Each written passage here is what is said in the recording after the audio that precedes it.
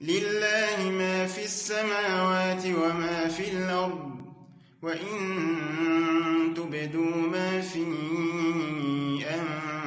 أنفسكم أو تخفوه يحاسبكم به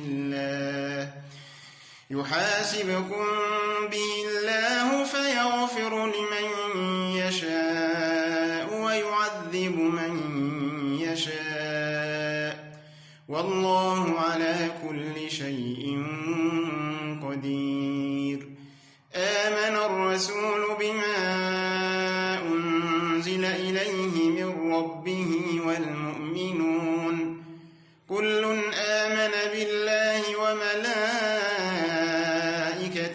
وكتبه ورسله لا نفرق بين أحد من رسله وقالوا سمعنا وأطعنا غفرانك ربنا وإليك المصير.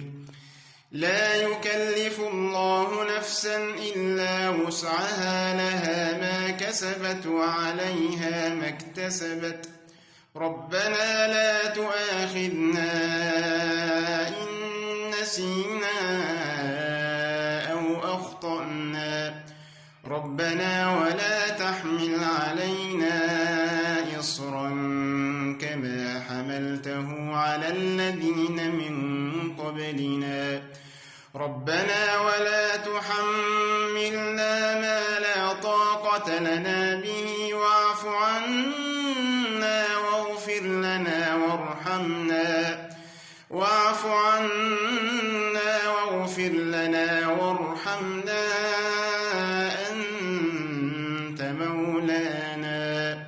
أنت مولانا فانصرنا على القوم الكافرين.